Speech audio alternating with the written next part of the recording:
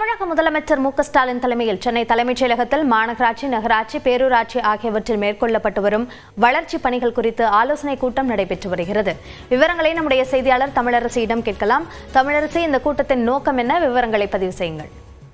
அபிநயா, தமிழக அரசின் நலத்திட்டங்களை விரைவாக மக்களிடம் கொண்டு சேர்ப்பது குறித்து பல்வேறு துறைகளின் உயர் அதிகாரிகளுடன் ஏற்கனவே முதலமைச்சர் மு க ஸ்டாலின் தொடர்ந்து ஆலோசனைகளை மேற்கொண்டு வருகிறார். இந்த நிலையில் இன்று தலைமைச் செயலகத்தில் உள்ள நாமக்கல் கவிஞர் மாளிகையில் தமிழ்நாடு முதலமைச்சர் மு க ஸ்டாலின் தலைமையில் மாநகராட்சி, நகராட்சி, பேரூராட்சி ஆகியவற்றில் மேற்கொள்ளப்பட்டு வரக்கூடிய வளர்ச்சி திட்ட பணிகள் குறித்து ஆலோசனை கூட்டமானது தற்போது நடைபெற்று வருகிறது. இந்த கூட்டத்தில் குடிநீர் மேம்பாடு, சாலை வசதி, பூங்கா, பாதாள சாக்கடை திட்டம், தெருவிளக்கு உள்ளிட்ட பல்வேறு பணிகளின் நிலை குறித்து அதிகாரிகளிடம் முதலமைச்சர் கேட்டறிந்து வருகிறார். குறிப்பாக முக்கிய திட்டங்களுக்கு முன்னுரிமை அளித்து அவற்றை செயல்படுத்துவது குறித்து முக்கிய ஆலோசனைகளை முதலமைச்சர் இந்த கூட்டத்தில் அதிகாரிகளுக்கு வழங்குகிறார். குறிப்பாக கடந்த பட்ஜெட்டில் நகராட்சி துறையில் அறிவிக்கப்பட்டிருக்கக்கூடிய திட்டங்கள், அதை எவ்வளவு திட்டங்கள் செயல்படுத்தப்பட்டிருக்கின்றன, எவ்வளவு நிலுவையில் இருக்கின்றன, அதன் நிலை என்ன